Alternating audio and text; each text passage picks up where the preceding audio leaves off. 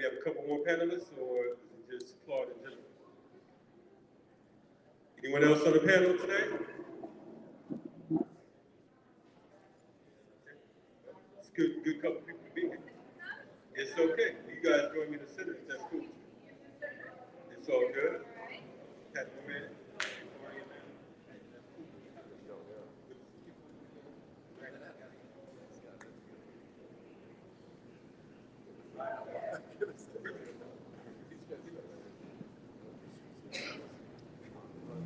Okay, so are we live over here? Yes. We are now live. How you doing, good people? Good to see you all here today. Thank you for coming out. We appreciate you all. We appreciate you all fighting on behalf of our political prisoners. We appreciate you all fighting for liberation. This is an ongoing struggle. Again, I've traveled 2,100 plus miles to get here and to join you all today. 2 weeks ago, I was at FC Coleman with Leonard, and Leonard's a bad motherfucker. I'm gonna just say that live and direct, just like that. Like I said, 2 months ago, I was with Mumia Abu Jamal, and he's another bad brother, and I'm happy, I'm honored, I'm pleased to be here with you. I want you to give yourself a round of applause for being of the show. When we talk about freedom fighting, this isn't a we decided to get down. You are chosen. You understand what I'm saying? You are chosen to fight on behalf of oppressed people, or colonized people. I want to introduce the panelists tonight. Check. Okay, so.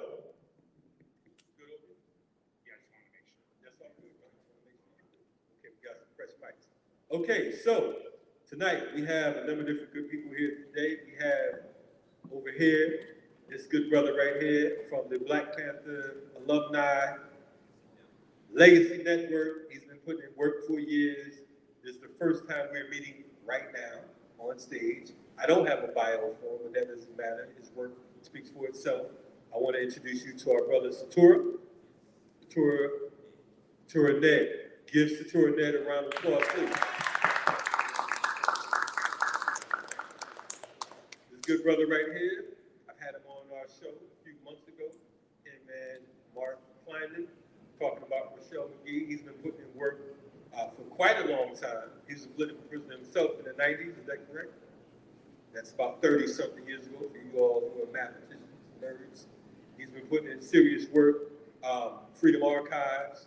He's one of the people that I can say this publicly for the very first time. The reason why I do what I do at Black Power Media is because of folks like Claude Marks. I want you to give Claude Marks a round of applause, please. This sister right here, I met her literally like 2 minutes ago. But that's okay because she's up here, and we know if she's up here, she's in the company of revolutionaries, freedom fighters, and although I'm just meeting her here today, I know that we have a long history that we will be working together and so on and so forth. I want you to give it up for our sister Aisha Muhammad. Oh, she's in Jericho.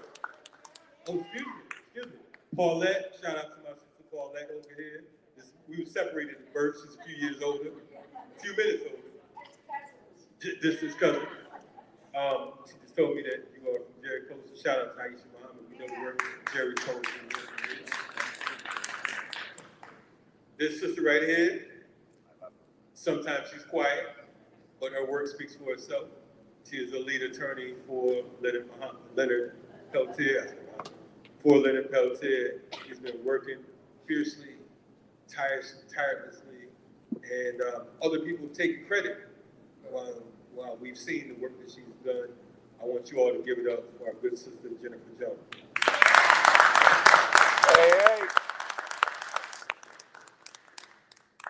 Thank you all for joining us tonight. We're going to get busy because we have a limited amount of time. Thank you, Farida, for the work that you've done here, putting together this art show here in San Francisco. Give it up for our Okay, let's get this thing started. So, you all love Leonard Peltier. You all love freedom fighting. You are here because of the fact that today is the 49th year 49th year commemoration. We're not going to say anniversary because we're not celebrating this, but it's the 49th year anniversary that 2 agents perished in Pine Ridge. And we know that a few months later, on February 6th, which happens to be Bob Marley's birthday, our brother Leonard Peltier was captured and brought back to the U.S. We're talking about close to 50 years. We know that Leonard will be 80 years old in September of this year. Some of you in this room, you weren't even here when the whole thing went down in Pine Ridge. However, you're here today and you're in support of a man that many of you have never met. So today we're going to talk to our comrades about why it's important for us to be here today. I want to get it started, and with one of these good folks, Mike. And I want to start with Aisha. And I want to ask Aisha Muhammad, why is it important for us to support Leonard Peltier and all political prisoners? Because you're at Jericho. We know the great work that Jericho's been doing.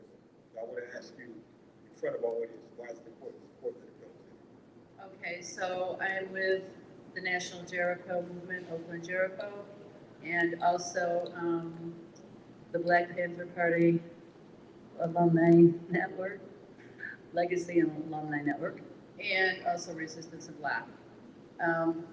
All of these movements, especially the National Jericho Movement, Oakland Jericho, Jericho deals exclusively with political prisoners, right? Jericho's over, I think 25 years old at this point. And I also do the newsletter, so when I say the newsletter is, we hope not to be around much longer, right? But unfortunately, that is probably not going to be the truth. Especially when you look at the borders, you know, the children being locked up in cages, what's going on with the cop cities, as well as what's going on with Palestine and Gaza, and the activists and the way things are going politically. With that said, I just want to say that if we don't free our elders who have sacrificed their lives, right, put their lives on the line for the people, there's something wrong, right? There's something very wrong with humanity, with us, right? If this is not what we're trying to do. And for all that they sacrificed, all that they have taught us, to let them languish behind bars in the belly of the beast, it is a crime, right? And it's a slap in the face to them. So that's why we fight so hard in whatever ways we can do, and like Jericho does, you know, education. We try to, you know, get amnesty. We try to obviously free them. We provide, you know, resources for medical, legal, education. We do events, and we just tell everybody that we can. You know, there are people behind bars that have sacrificed their lives.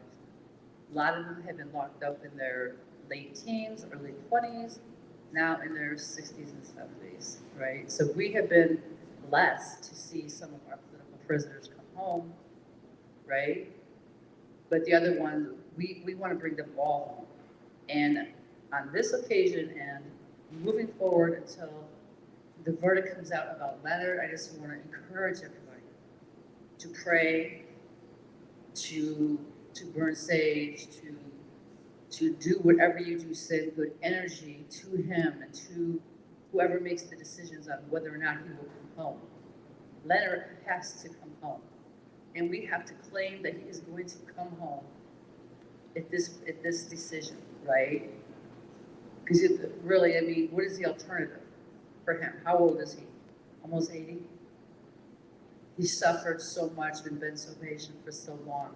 This is so unfair, as we know. And I remember one of his quotes said something to the effect of, I just want to come home and see my family, friends, and be with my grandchildren. And we need to put that energy out there and that healing out there for him to come home and be able to do that. And that's why events like this is so important. And that's why organizations and peoples and movements like, you know, Jericho is so important, because we don't shut up. We will keep going. We will keep boots on the ground. We will keep talking about it until everybody comes home. Thank you. Right on. Thank you, Aisha. want to, because I think sometimes as movement folks, we take for granted that we know certain things, we know certain terminologies, we know certain political prisoners, we have certain information, and we don't look at things from a mass level. We don't look at things from the lens of the masses. So I want to ask Leonard, lead attorney, Jennifer Jones. I want to start off with folks who are checking this out. They might come across this on YouTube. They be like, who are they talking about? I don't even know this guy, I never heard of him, so on and so forth. If you don't mind giving us a synopsis of who Leonard Peltier is and why this particular day, because we're not just here for the sake of, it's no art for art's sake, right? We're not here just for an art show. We're not just here to kick it. We're here for a reason. This is the 49-year commemoration of this particular atrocity. So if you don't mind, give us the background on who, not only your client, but your friend, your family member, who is this person? Well, that's such a great question, Kalachi. Thank you.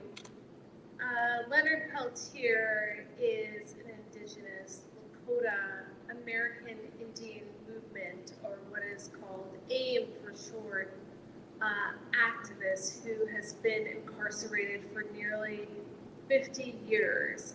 And that's due, hence this occasion, June 26 of 1975, there was an incident on Pine Ridge where two agents were killed.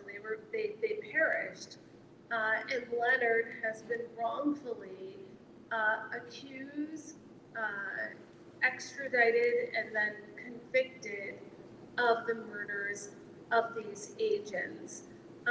Notwithstanding the government misconduct in this case, there is a wealth of evidence, substantive evidence, that Leonard actually didn't commit this crime.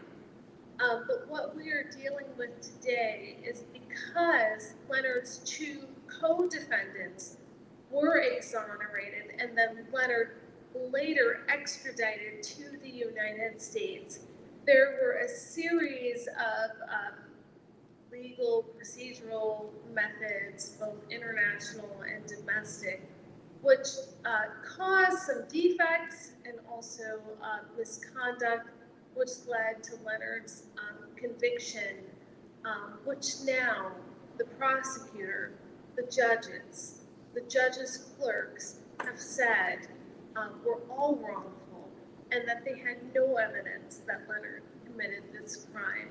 So at this point, because that became clear some time ago, even as determined by the United Nations, Leonard sits in prison as a prisoner of war, and that is not simply movement rhetoric. It is because by treaty, Leonard is being held unlawfully, notwithstanding the constitutional defects and all of the things that have happened, the violations under the U.S. Constitution. He is a prisoner of war given the trail of broken treaties. And so all of that, most of that, came to bear earlier this month on June 10th when a parole hearing had been held as to Leonard being eligible for parole, and it's been the last hearing that he's had in the last 15 years, the last being 2009. It was quite a hearing. We've said 7 hours, but it was really about 8 hours that we were in the prison, that it was a high intensity environment, and I myself got to learn precisely why the United Nations has determined that these parole hearings have been really a violation of human rights law and a due process violation, quite frankly. And Maura Meltzer-Cohen, who was my co-counsel and still is, delivered the oral arguments, I documented the constitutional and human rights violations, and Kevin Sharp also was there to observe, but unfortunately did not get a chance to speak. We are saying that we are prepared, that this is not over until it is over, and that's the truth. We're not going to stop. There's going to be no 7 or 8 hour hearing that intimidates any of the council on this case. And so if we need to appeal, we will appeal. If we need to go to court, we will go to court. And I know that my client, Leonard and Trent, is very much in favor of that approach. And we appreciate that. Thank you, Attorney Jennifer Jones. So it's great to have attorneys in your corner that actually care, that's not here to get a check, because we all know that oftentimes that happens. Claude, you know, first of all, allow me to say that I'm honored to be on the panel with you. I appreciate your work. I appreciate you being a former political prisoner yourself, freedom fighter, and I think that your work at Freedom Archives has been, very important to our movement. I want to ask you, and we prepared, for the record, we prepared questions and whatnot, but I don't necessarily go by the rules, so don't get it twisted.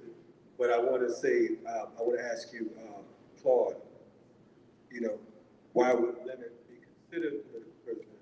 And for folks who are unclear and uncertain, what is a political prisoner? Because now in 2024, the definitions of a political prisoner kind of moved and ventured into different directions. So I would ask you why Leonard would be a political prisoner.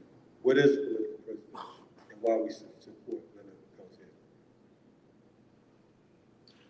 So to me, the definition is always this way of avoiding other questions.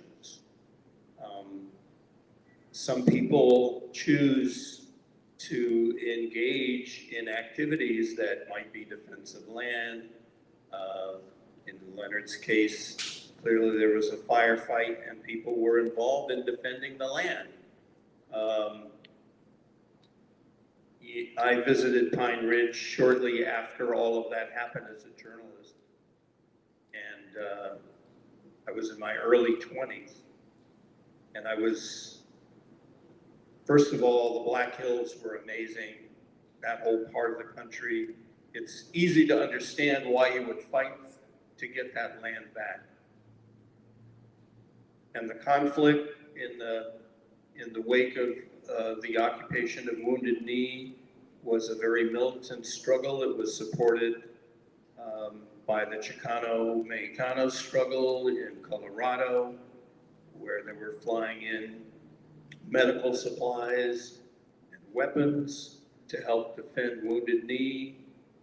It was defended by other parts of the movement that also came, because the question of indigenous rights to land and the challenge to settler colonialism was at the forefront of the movement that Leonard was part of.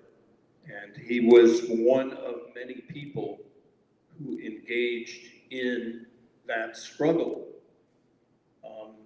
The struggle has parallels. We can see that in terms of, the resistance to settler colonialism isn't only in the hands of the indigenous people, it's in the hands of the Africans who were brought here as chattel slaves.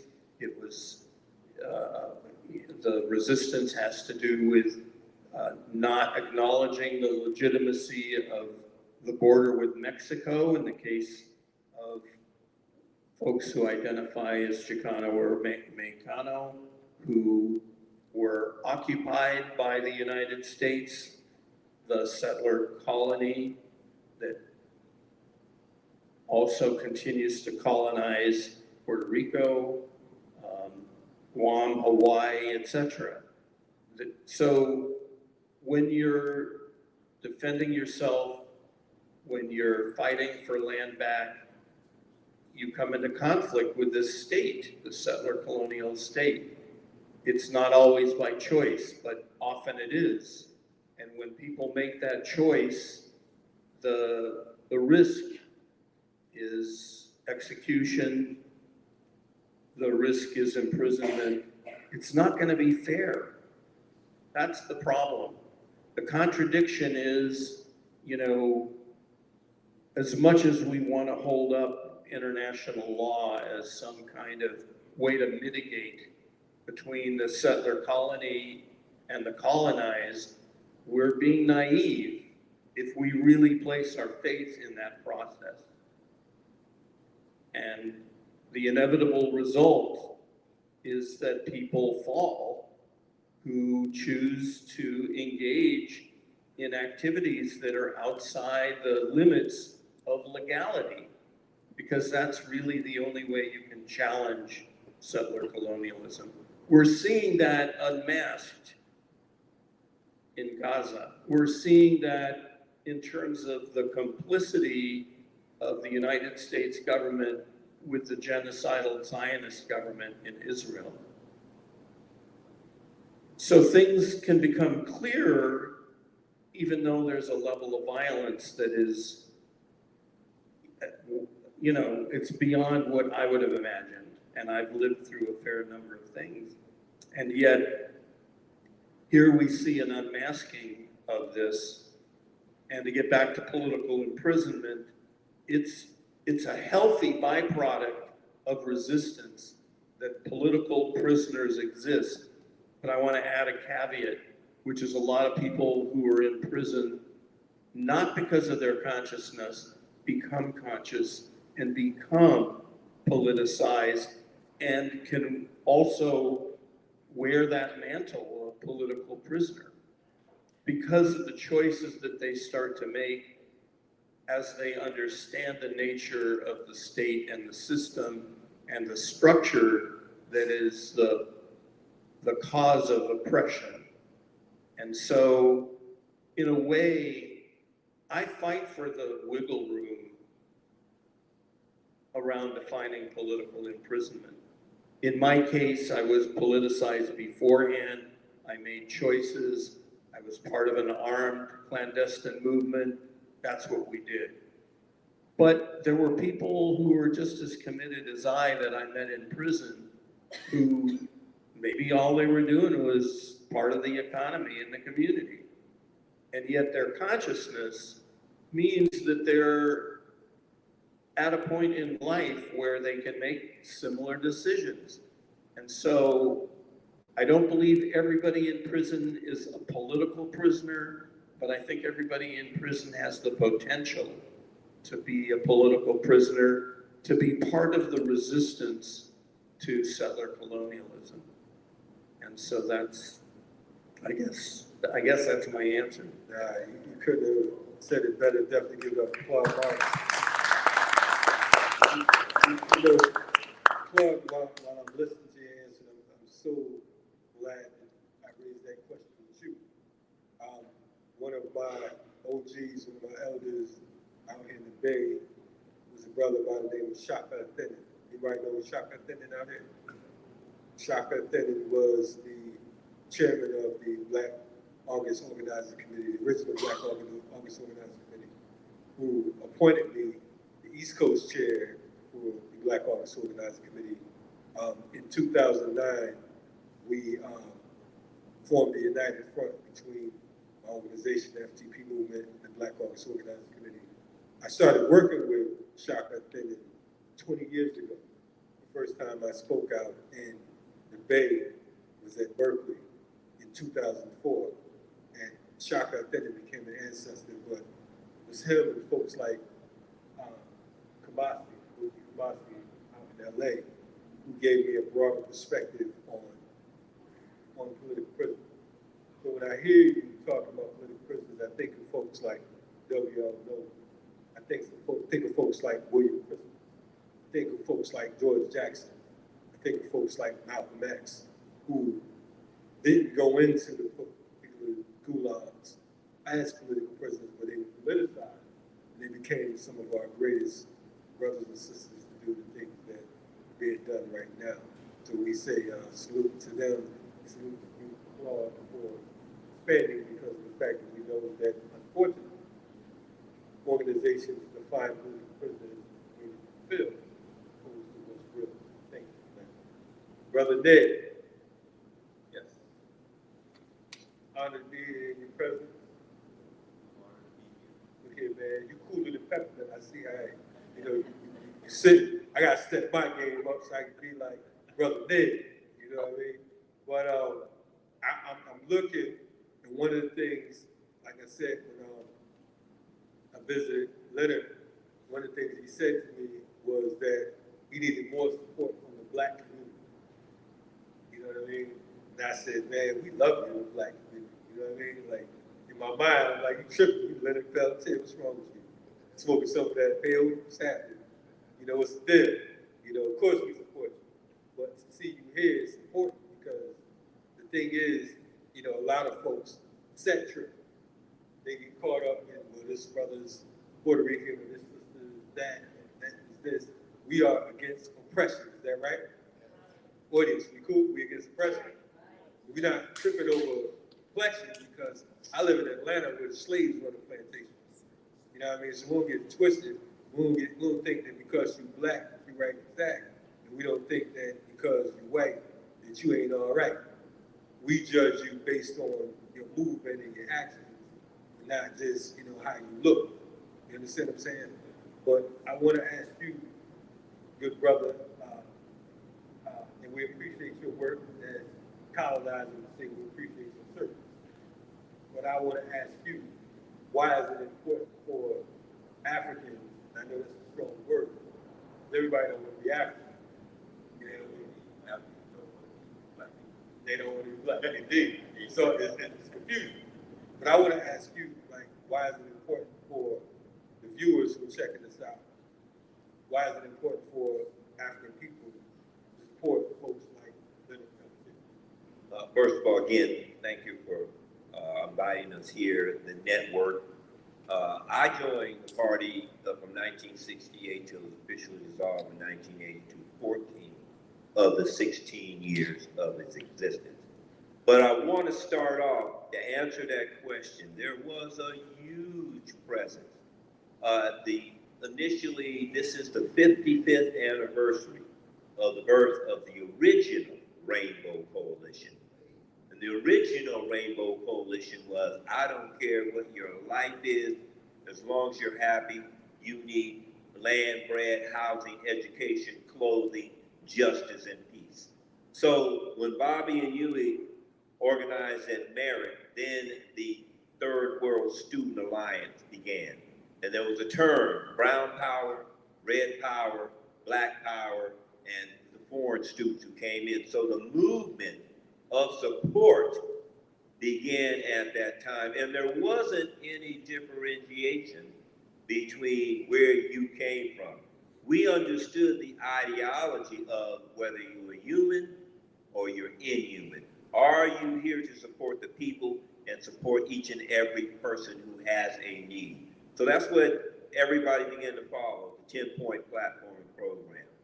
In 1974, in all our newspapers, we ran a whole series on what was happening at Wounded Knee and our relationship with the American Indian movement, our brothers and sisters in AIM, as we did with the Brown Berets, as we did with the Young Patriots, who were poor whites from West Virginia, as we did with our Puerto Ricans and brothers and sisters, the Young Lords.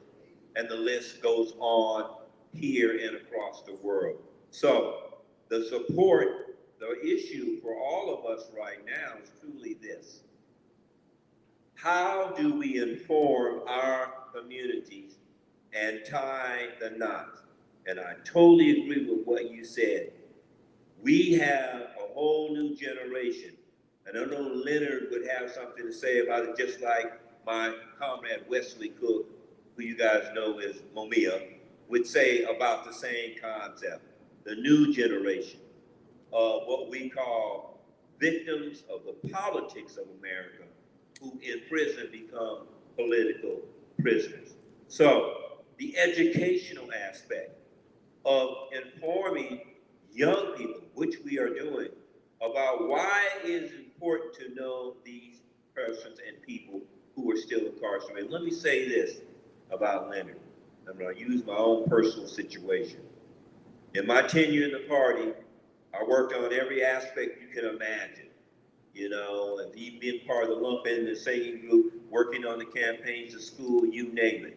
But when I first started, and many of us were approached in the black community, in the brown community, and in our indigenous communities, if you don't stop what you're doing, and I was running track, I was a student, you will suffer the consequences if you don't stop organizing.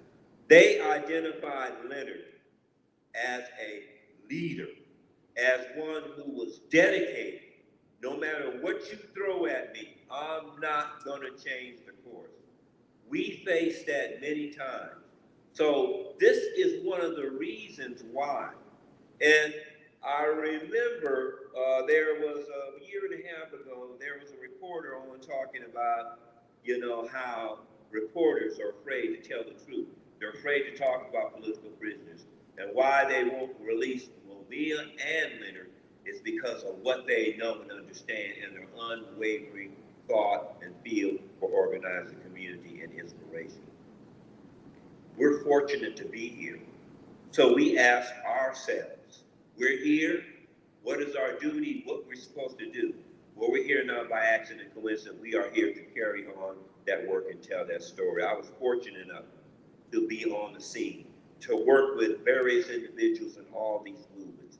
So we come from a position of experience as well as documentation of what we did. So what I said about him is very important, but we need to let people know how dark, how degraded, how the treatment that he has received because he stood up for his people, because he stood up for everyone in the community. That's why he asked that question.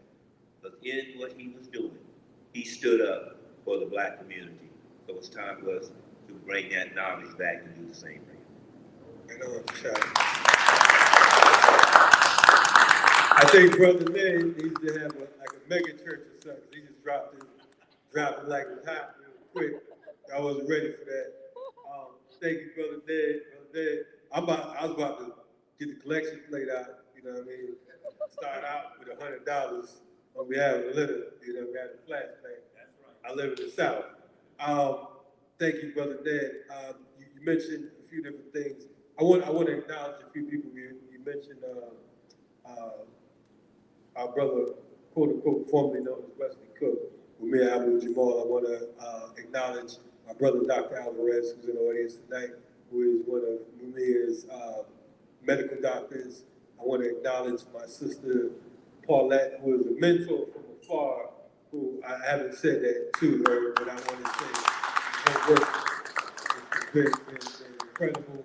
I want to shout out my sister, Michelle Scales, who is a phenomenal musician and who I've called on a number of different times when she was in the Atlanta area, along with so many others out there today. But I want to go to, and you got me hyped up, Brother Dan. He just dropped it so high. I just forgot all the questions I had, but I'm gonna play it off like I did. I want to go to our good sister Jennifer. One of the things that Ned mentioned was the reason why Leonard and Mumia, and he didn't say Imam Jamil Al-Amin, formerly H. Rap Brown, who is one of the reasons why I'm in Atlanta, because the support of him, and Bayat to him, that's one of my leaders, folks like Kamal Siddiqui, so on and so forth. They are in prison because of their politics. You know what I mean? No other reason. They're not there because they're black. They're not there because, you know, they give a shout out, so on and so forth. They're there because they are who they are. And oftentimes we get it twisted. We're in Oakland. We talk about places like Fruitvale and things of that nature. And we remember Oscar Grant, so on and so forth. We know that Oscar Grant wasn't murdered because his last name was Grant. He was murdered because he was black in America. You You understand what I'm saying? So we don't get it twisted. We're not down with leadership by victimhood. I want to ask you, Jennifer, you know, Leonard has a number of different medical issues. So if you don't mind, because I know that we've talked about it on our platform, and you know, and shout out to Davey D because he allowed us to take over his station. Shout out to him and Cat Brooks, our locals out here. But I want to ask you, what is Leonard's current medical condition? You know, we had time to kick it. He's a humble brother, and he's not gonna, like many of us, you know, one of our problems as men, we're not gonna let you know how we feel. We're gonna play it off. Like, you know, it's so good, but we can be hurting inside, right? But I want to ask you, what is Leonard's current situation medically, and what is the state? What are the feds doing to support Leonard's case, or you know, or not? I think that's a really good question. You know, I'll start with saying that Leonard is incarcerated at USP Coleman 1 in Wildwood, Florida, and it's a maximum security prison that can only give care, meaning medical care, to a care level 2, which the Bureau of Prisons has decided that Leonard is treatable at a care level 2. However, the last 4 or 5 decades of looking at Leonard's medical records, it's clear that from the beginning, some of the ailments, including intermittent blindness and the risk of intermittent blindness and some other conditions as well, was very well documented by the Bureau of Prisons. And yet, year after year, decade after decade, they did not follow up on Leonard's care. And so today, near 50 years later, he is experiencing intermittent blindness in which he cannot see at all. His diabetes is poorly managed. He's a severe arthritic and he is on a walker, and the BOP itself has recommended a wheelchair, which, yes, my client has refused, and that's because he needs physical therapy, and he would like to try that first before being relegated to a wheelchair. He has breathing issues, and the BOP has prescribed a CPAP machine, but because Leonard is misclassified, his cell is not equipped with an electrical outlet, and so that means he can plug in his CPAP machine night after night after night. And so the issues go on, including dental care, in which Leonard has lost most of his teeth for various reasons, and has been denied prosthetics so that he can eat properly and certainly eat in a diabetic nutrition diet plan that would usually be in place for someone at his age, you know, with the risks that he has. We've asked for a medical redesignation from the BOP. We're going toe-to-toe with them because, of course, if you don't test anybody for the medical issues that they have, you can firmly say, oh, they are still at a care level 2, just as though someone doesn't take your temperature, they can't say you have a temperature or you have strep throat or something like that. That's what's going on with Leonard. So we are pursuing that. We have our own independent medical consultants, one of which, Dr. Joel Morrissey, who testified during Leonard's parole hearing, you know, has determined that Leonard is in serious condition, and also Ricardo Alvarez, who has assisted in the process. But with all of that said, it's been quite a slog, and so we've also escalated matters to the United Nations Rapporteur on Torture, given the long-standing neglect, some of which has been, it's just a nightmare for them. And so we thought that was an appropriate step. Appreciate that. is there anything that we as supporters of Leonard can do to kind of expedite some type of healthcare or ban, from outside? I would say the Bureau of Prisons is fairly strict about the way we support our prisoners outside of the legal process. But I would say Leonard is such a jovial character, and while his doctors are there, he also loves to hear from all of you. And the jokes that we have, he's hilarious. I saw that.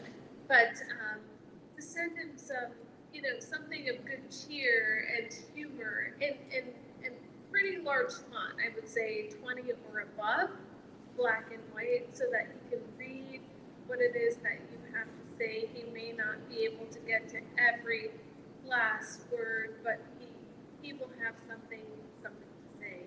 So just write him, encourage him. If you got a chance to absorb his artwork, talk about that. Leonard has been, I'll tell you, last year or so, very interested in his artwork and the reason he did what he did in terms of its creation. Yeah, there's lots of We definitely appreciate that. To Jennifer's point, the thing that I'm learning, for myself, I have been banned from visiting prisoners for over a decade. The last time I tried to get in prior to the last couple of months was when we were working on the case for Anthony Davis in Georgia, and the warden told us that the only way I would get in is if I was to witness his death when he was on death row. They said you can come in as a witness for his death, but you won't be allowed in prior to that. So the next time I was allowed in, Mid, and then Leonard, which all happened in the last 2 months. And I'm saying that we have, from the outside, we have one vantage point view of what these political prisoners are like.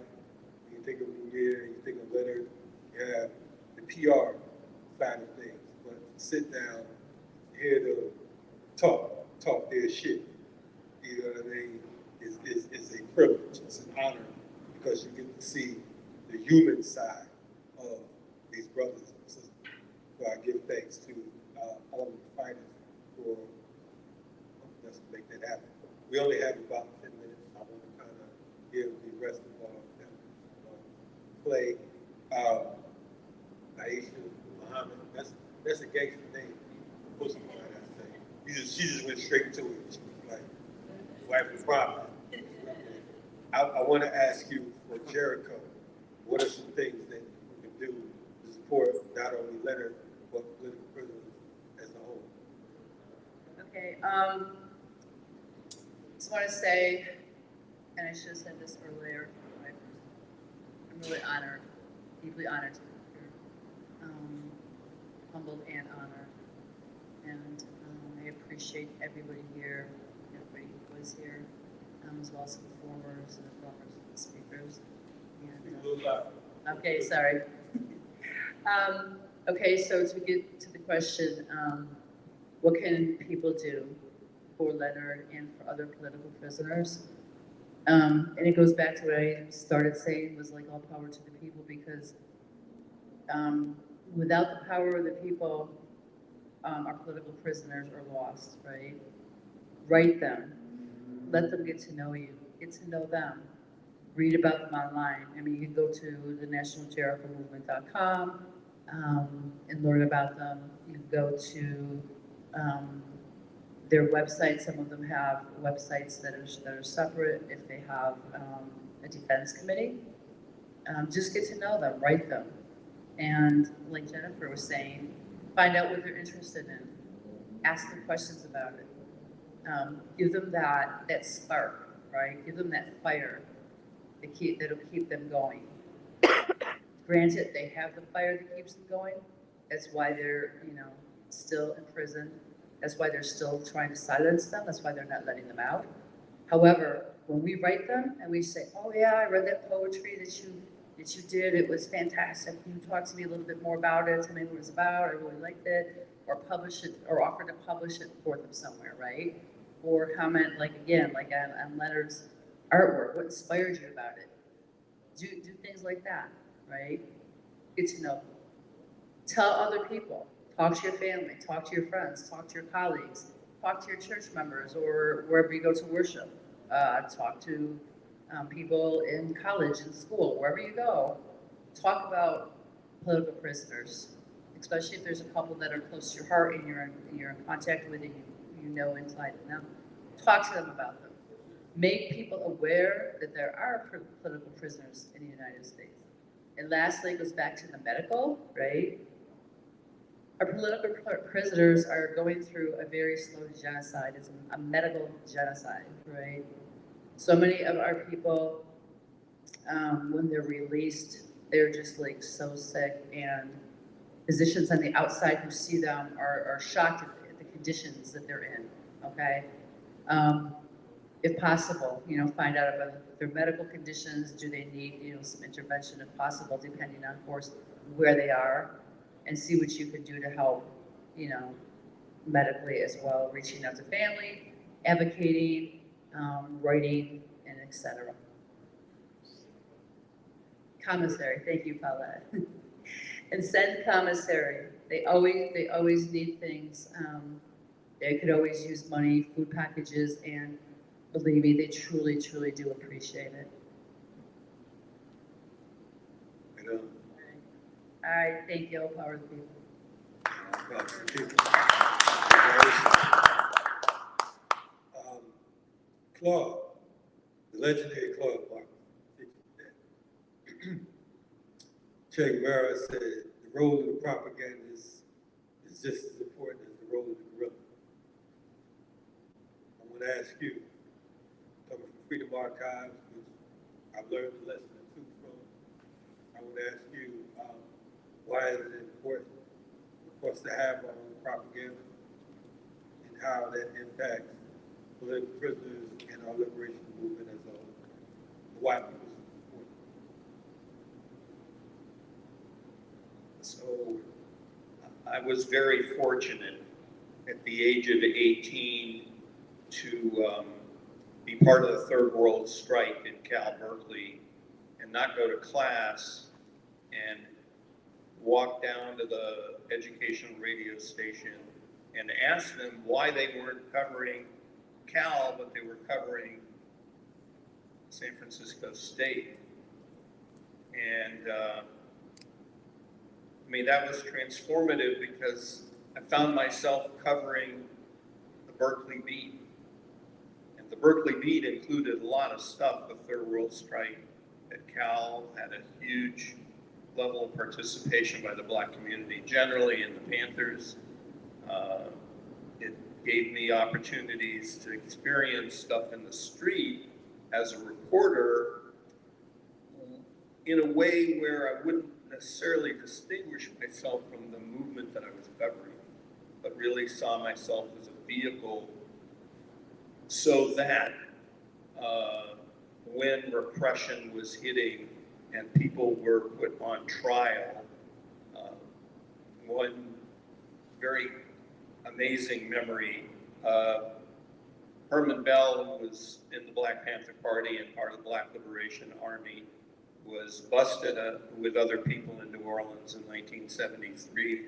And at the end of that year, I did the first interview with him when he was brought to New York. And then he was tried in San Francisco and on a bank robbery case. And I was really the only person there for that trial. And I spent a huge amount of time as a journalist sitting and chopping it up with him in the county jail, which made his life a little easier and opened my life up tremendously. Where I'm taking this is that we have a responsibility as a movement to protect and preserve and defend our own history and the voices of those who don't have access to the corporate media. And so for me, it was a blessing to start that process as a teenager. And at some point, the materials that we had accumulated in the course of the 60s and 70s were basically devalued by the very station that we were broadcasting on. They did not want to archive this stuff because it was too radical, and we were too radical. So fine, we hung on to it. Fast forward, once I get to prison and I start to re-network with people after being gone for 13 years before that, turns out all this stuff was in storage. So the value of it, thinking back, is not just that we kept it, but that it has a purpose. It can be repurposed. It should be accessible to younger people, to people who are doing research. This is the history of our resistance, of all these movements. Global movements, local movements, the Panthers, AIM, the Puerto Ricans, all of this. If we aren't taking care of that, it's going to be swallowed up and destroyed, much in the same way that we see the destruction that's taking place in Palestine today. You know, why is it that the enemy is targeting history and knowledge? Why are they targeting educational institutions? Why are they targeting medical services? Because it is genocidal, and that's their intent. And they don't really care if Leonard Peltier dies in prison any more than they cared about Matulu, Shakur, or Rochelle McGee or anybody else. And a lot of people didn't make it out at all. You know, we need to fight to get them out, yes, but it's not that we're not doing enough. It's that they're doing everything they can to destroy who we are, our movements, our leadership. I mean, that's their job.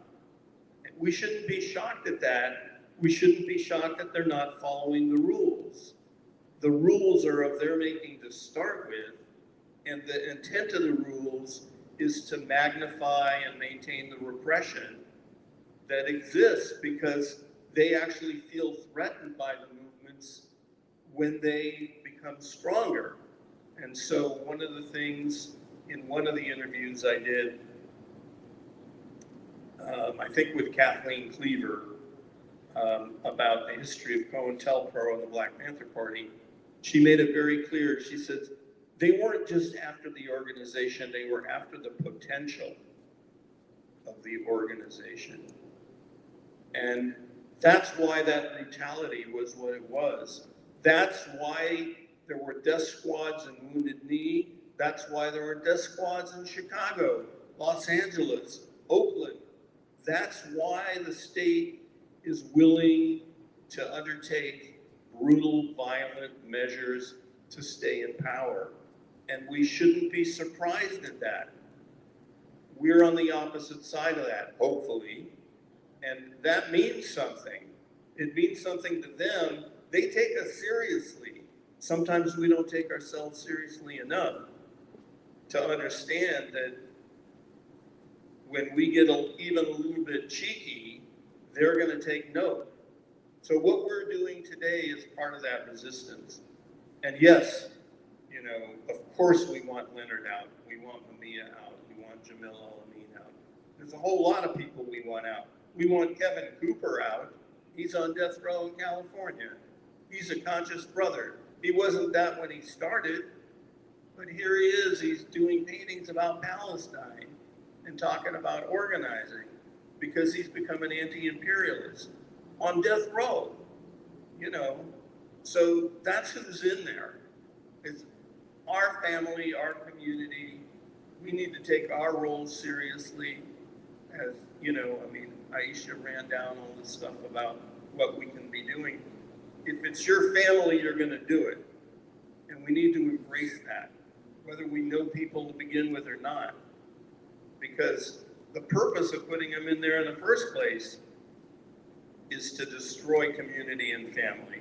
So if we're gonna be resistors, hey, that's part of what we do.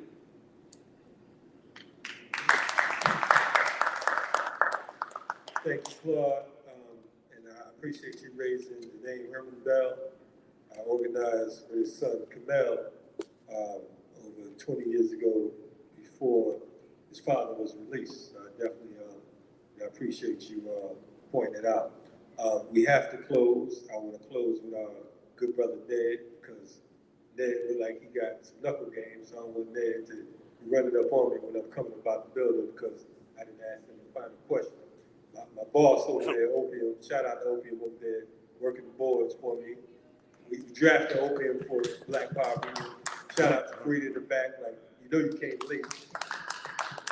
It was about an hour and a half late, but it's all good. I had to fly in, even though I was here. But I want to start off by, I want to finish. Ned, you were part of the Black Panther Party, and you look like you're about 18 now, but I figured if you was a youth back then when you started, so it would be appropriate for me to ask you the question of, in closing, I'd asked Amir what was the role of the journalists in our movement.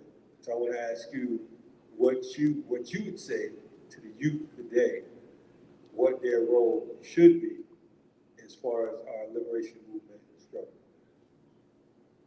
First of all, I want to mention to you that what you did before, we do not have that journalism. You put your life on the line. We are teaching youth that very question. What is your responsibility as a youth? One thing that we've been able to implant in them is that they have a royal legacy that they didn't know about. You know, the Game of Thrones that's being played against them without realizing who they really are. Just to take it back, one of the things that we're doing with the Oakland Community Learning Center that existed at 6118 International Boulevard, we had one of our concepts was a busing to prison program, a commissary program, but a letter writing program from youth, starting from age 9 and 10, all the way up through teenagers and early adulthood. What it did, it put them in touch in what was happening. We also would educate our young people about the concept of American prison system. Why are there so many people locked up, the biggest prison population in the world? What are the reasons behind that, and who suffers the most?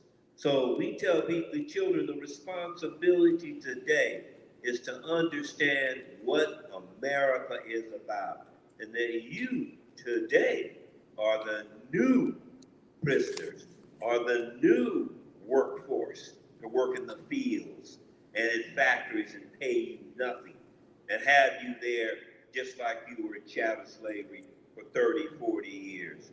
Passing of new laws against so-called retail crime and everything else to give them felonies. We're facing a lot of that today. We work with a whole group of responsible public defenders here in Oakland who are in tears about how they're railroading the youth and them understanding the prison system. So one thing that we can do is make that connection for them.